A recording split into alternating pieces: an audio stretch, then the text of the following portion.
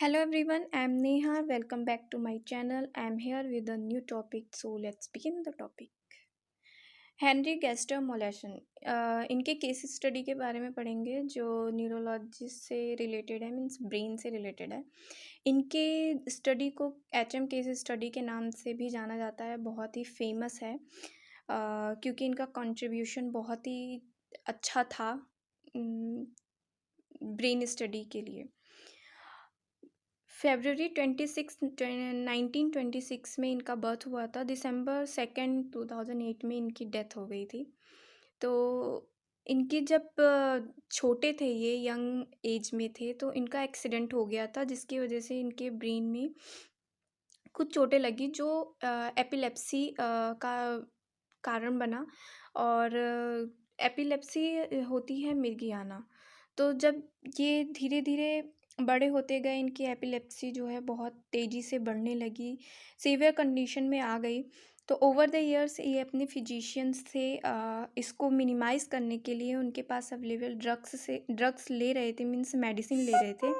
But वो medicines इनके पे कुछ ज़्यादा इफ़ेक्ट नहीं डाल रही थी। इनका जो सीजियस था वो in his 20s worst condition में चला गया। तो इन्होंने डिसाइड किया कि ये ब्रेन थेरेपी लेंगे दैट इन्वॉल्व सर्जरी। तो जब ये न्यूरोलॉजिस्ट के पास पहुँचे फॉर सर्जरी, तो उन्होंने जब एग्ज़ामिन किया इनके ब्रेन को, तो उन्होंने देखा जो medial portion of the temporal lobe था, वहाँ एरिया में सीजियस जो था वो ओरिजिनेट हो रहा था और बहुत तेज़ी से अदर एरियाज़ में, ब्रेन के अदर एरियाज़ में फैल रहा था। तो कभी-कभी ऐसा हो जाता था कि इनकी कॉन्शियसनेस भी लॉस हो जाती थी। तो फिर उन्होंने डिसाइड किया कि इनकी टेम्पोरल लोब को रिमूव कर दिया जाएगा।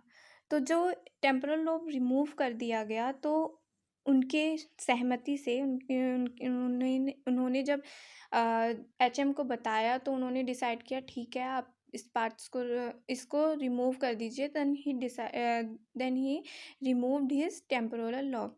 जब उनके टेम्पोरल लोब को रिमूव किया गया, तो ये जो प्रोसीजर था, सर्जरी प्रोसीजर था, उसको टेम्पोरल लेप्टोटॉमी कहा जाता है।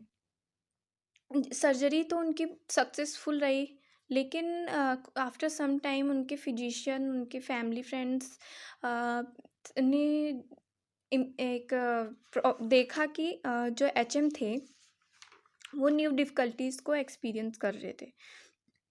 जैसे कि 1955 में वो 29 ईयर के हो गए थे, बट उन्होंने अपनी एज 27 रिपोर्ट करवाई।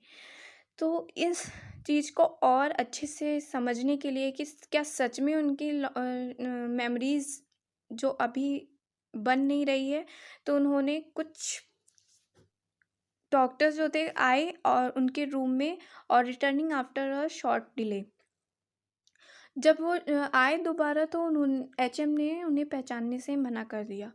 तो फिर इससे ये पता चला कि उनकी जो शॉर्ट टर्म मेमोरी है वो लॉन्ग टर्म मेमोरी में कन्वर्ट ही नहीं हो रही थी। तो इसके बाद फिर एचएम पर न्यूरोसाइकोलॉजिकल टेस्ट किए गए, जिससे एचएम की कॉग्निटिव डेफिसिट्स के बारे में जाना जाए। ये टेस्ट पेशेंट के इंटेलिजेंस को देखा जाता है उसकी सर्जरी के बाद। एचएम को परसेप्चुअल और लैंग्वेज प्रॉब्लम नहीं थी, और seem generally fine with no changes in his personality. हालांकि जब मेमोरी टेस्ट किया गया, एचएम का स्कोर वेल बिलो नॉर्मल आया। जब एचएम के दोनों हेमिस्फेयर के टेम्पोरल लोब को रिमूव किया गया था, तब टेम्पोरल लोब एक हाईली रिडक्शन कर रहा था एचएम की मेमोरी एबिलिटी को। उसे कॉग्निटिव फंक्शन को उनकी कॉग्निटिव फंक्शन को छोड़कर उनकी एचएम को शॉर्ट टर्म मेमोरी तो बन रही थी, पर वह परमानेंट मेमोरी में डेवलप नहीं हो रही थी। Means new information short term storage से लॉन्ग टर्म मेमोरी में ट्रांसफ़र नहीं हो रही थी, वो शॉर्ट टर्म के बाद ही डिस्टर्बटेड हो जा रही थी। तो फिर इस प्रॉब्लम को एग्ज़ामिन करने के लिए स्कोविल ने ये जब दे उस उनके ब्रेन का एमआरआई करवाया, तो फिर उन्होंने ये पाया कि उनके जो टेम्पोरल लोब के साथ-साथ उनके हिप्पोकैम्पस के कुछ एरिया भी रिमूव हो गए हैं, जिससे उनकी शॉर्ट टर्म मेमोरी से लॉन्ग टर्म मेमोरी नहीं बन रही है।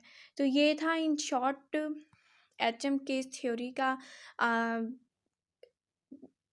एक्सप्लेनेशन उनके सर्जरी के पहले और उनके सर्जरी के बाद। आई होप ये वीडियो आपके लिए यूज़फुल हो। घर पे रहिए, सुरक्षित रहिए, सीखते रहिए। Thanks for watching.